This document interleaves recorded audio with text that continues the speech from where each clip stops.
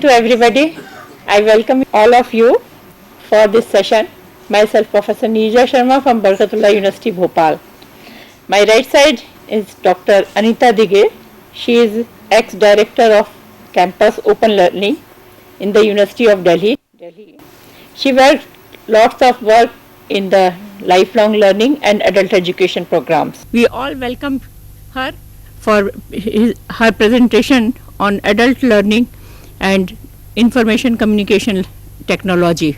Well, those of us and all of us here, we know that the national governments of a majority of developing countries have tended to marginalize adult education policies and programs as well as training of adult education functionaries.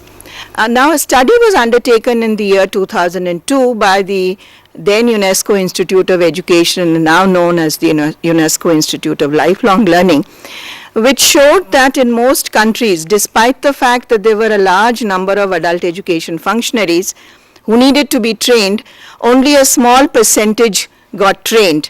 And this was because because of lack of resources, human as well as financial. The training methodology was top-down, was reduced to knowledge transmission, and it did not consider or look at, perceive literacy as multidimensional, or the approaches were not learner-centered and participatory. Also that the training programs were ad hoc and perfunctory.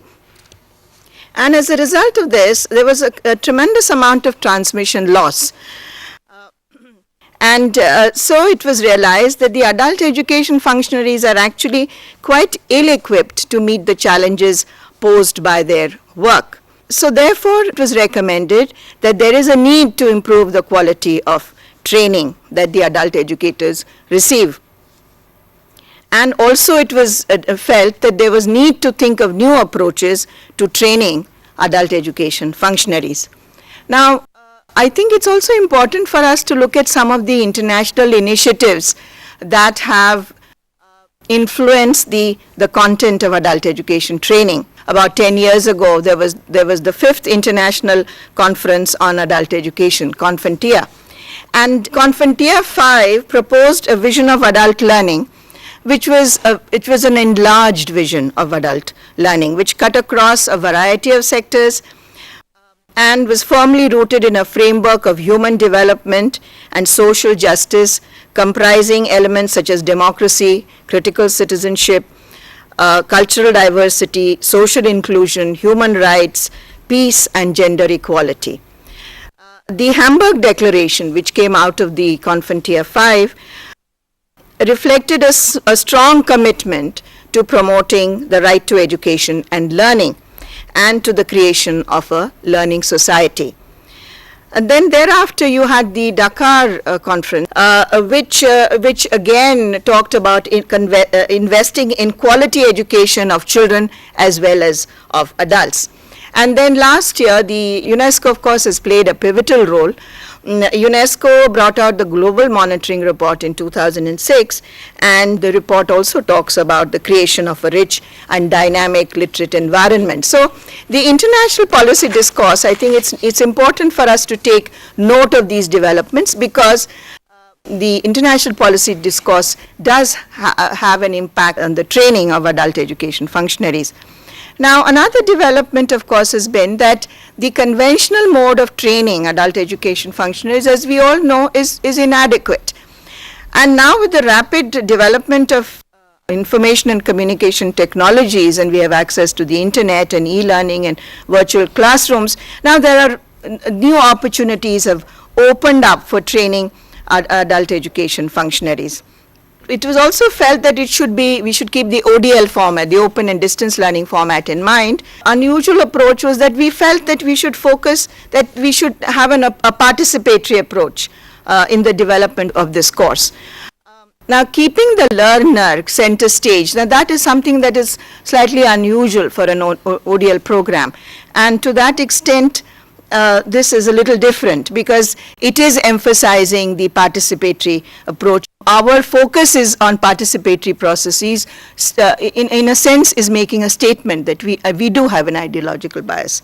It's a very contextual approach because we do feel that contexts are different, contexts vary, and contexts do matter. The role of ICTs in education and development, pitfalls, potential pitfalls and challenges, provides an overview that examines the meaning of ICTs, weighs the strengths and weaknesses of ICTs, examines some of the myths that surround ICTs, and then highlights the lessons that are learned on the use of ICTs to enhance learning. Some work had been done by UNESCO where they had tried to look at the current use of ICTs and literacy programs in E9 countries, and the study showed that that there were problems, that not many countries were really using ICTs for literacy.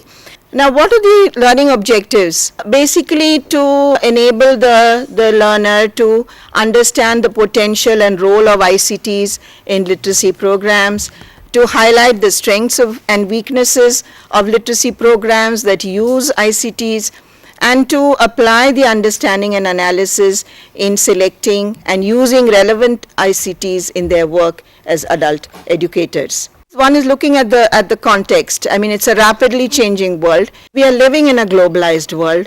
The ICTs are bringing about enormous changes.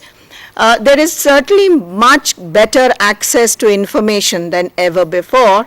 ICTs are making that possible, but the access to technology is uneven, and there was some discussion on this yesterday. And then when you look at the urban and the rural areas, you find that there are certain parts of rural areas that have hardly any access to technology even now.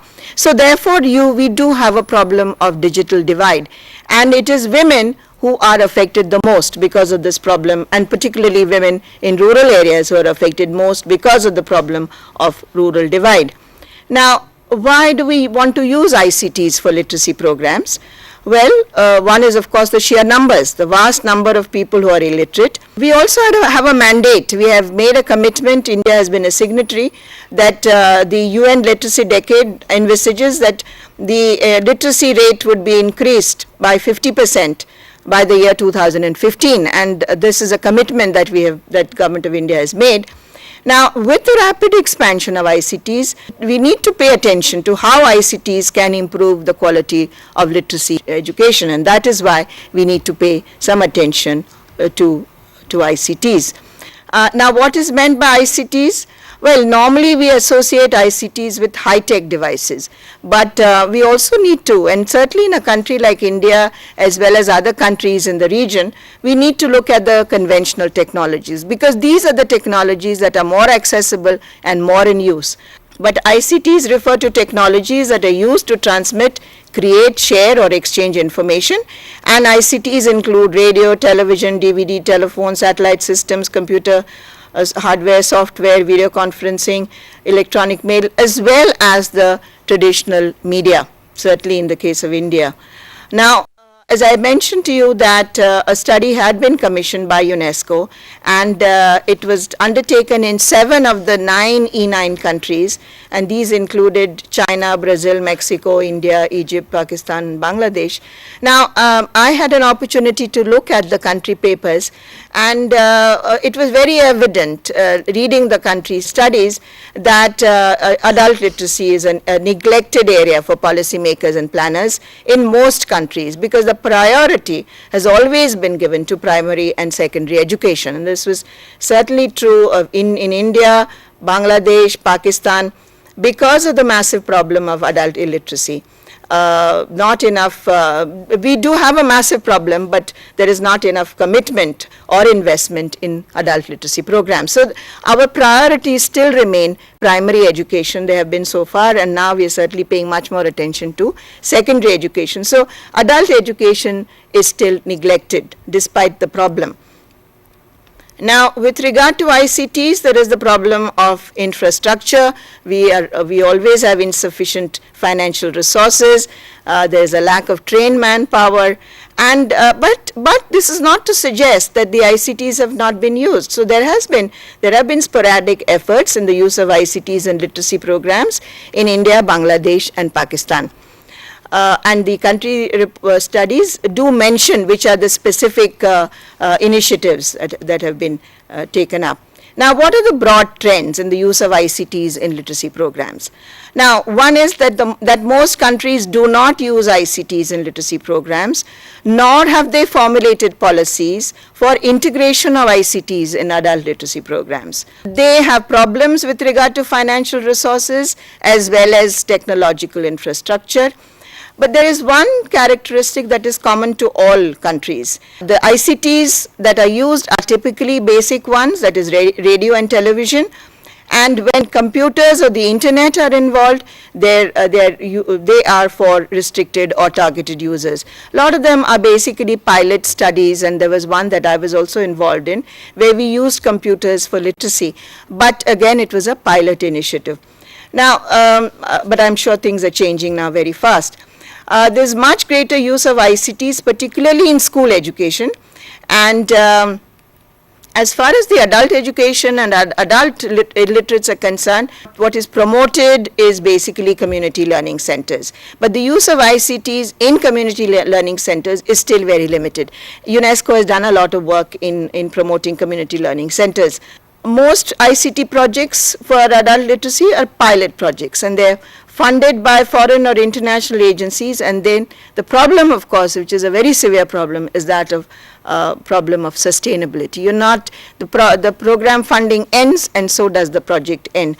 But my sense is that things are changing, and things are changing very fast. And I think even in the case of India now, there is much greater commitment to use of ICTs. Not much attention across the countries, not much attention has been paid to gender issues, and there is no effort to address issues of access, content, impact of technology insofar as women are concerned, because women are affected the most. So insofar as access is concerned, content, impact of technology, they have really, those studies did not show that kind of sensitivity to gender. Now, lastly, one is looking at what is the Indian experience in using ICTs. And here we have experiences, and some of these were national projects. Khilti Kaliya, for instance, and I think you would remember, this was an initiative of the Directorate of Adult Education. There was a primer for women, and based around the primer, the television programs were developed. And then there was this Priyal, which is Project in Radio Education and Adult Literacy. Subsequently, Chauraha, which was computer-based. And now in recent years, you have the Tata computer-based literacy program, CBFL, about which I've read that Planning Commission thinks it's a very good initiative. And then, of course, there is the Bridges to the Future initiative, which was a project which was undertaken by the University of Pennsylvania in Andhra Pradesh, and then the Commonwealth of Learning Literacy project, on which I worked myself, and this was in 3 states of India. Now, what is the role of ICTs in literacy program? This is what the UNESCO studies is showing, that ICTs do have a role to play in literacy programs. One is that they make learning interesting and they stimulate learning process. So ICTs can make learning interesting and stimulating. So they do enhance, in that sense, they do enhance learning. The other, of course, is broadening access to literacy education. They help overcome barriers of, various barriers such as the social, cultural, political, geographical, and barriers that exist. So they help overcome those barriers. So access becomes possible. And they do facilitate creation of local content, so they can enable rapid, cost-effective creation and distribution of socially, culturally, and linguistically appropriate learning content. Even our study showed that it was possible for us, even though we were working with state resource centers, to develop locally relevant materials. The ICT certainly promoted that. Professional development of teachers, this is something the ICTs can play a very major role in training teachers as well as supplementing and supporting their work. and then of course creating a literacy conducive environment. They can make possible production of a variety of materials, written materials, which are necessary for reinforcing or promoting literacy skills. This is the role that the ICTs can play. What are the strategies for using ICTs as a tool for achieving literacy decade goals? On the basis of the experiences thus far, it should be possible, and this is something that one has tried to do, is to extrapolate on the basis of all these experiences. What is it that one could then articulate the strategies for using ICTs for promoting literacy? So what is it that one is saying? One is you have to have a policy.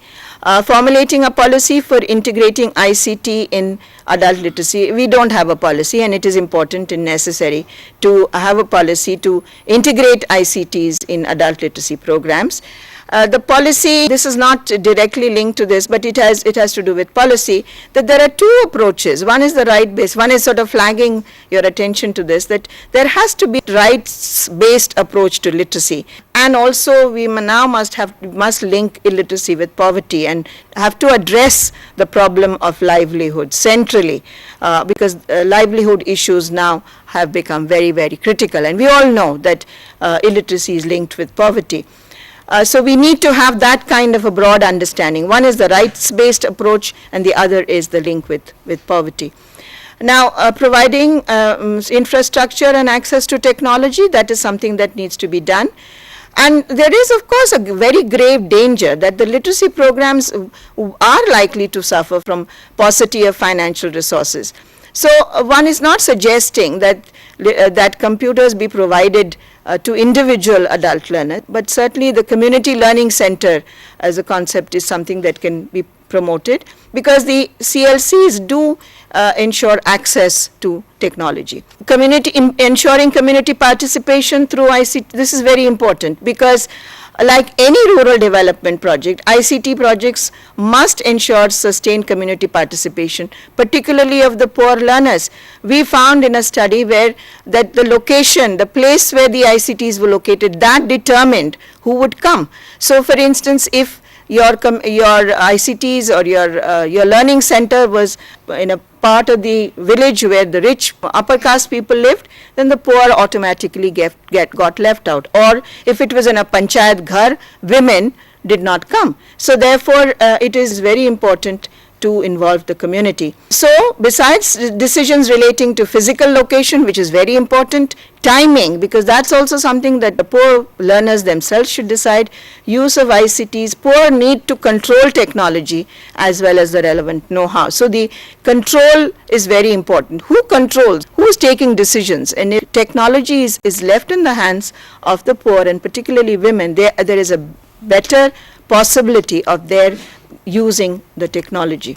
Developing learner-centered and context-specific ICT tools. We have, in order to reach the unreached, and which I think is our goal in adult education, we have to address their diverse needs, and therefore we have to create a whole variety of materials, which is something that ICTs do make possible, creation of such materials. ICTs can be used to arouse interest and enthusiasm and engage learners in their use. Developing useful and relevant content, again flowing from that. ICT projects must address the local needs of various kinds, and the neoliterate adults can use such information to improve their lives, and this again is something that is feasible and possible. Ensuring professional development of literacy personnel. Now, we all know that this is how I started, that training is generally neglected. ICTs can help in the professional development of literacy personnel. Research and monitoring are very important, and they have to be built into program design. So you have to build research, monitoring and evaluation into program design, and here universities and research organizations can play a very important role. We need partnerships. The next point, which is ensuring multi-stakeholder partnerships. Now, since ICT projects require huge financial investments, it is possible that the claims of the poor to participate in information economy might get shortchanged. There is a very real danger that you might just bypass them, because the school system does make very heavy demands, and so there is a possibility that the governments our national governments might allocate resources for the school programs, but as far as adult education programs, that we might, the poor might get shortchanged. So partnerships between government, NGOs, private sector are necessary. But this is a tricky proposition, because one is not saying bring in the private sector. No, because the government has a role to play. And it is necessary to leverage respective strengths. Each player has some strength or the other, and it is important to leverage the strengths of each player. And lastly, ensuring sustainability of ICT-based literacy programs, because this is a very serious problem, is sustainability. How do you sustain ICT-based projects?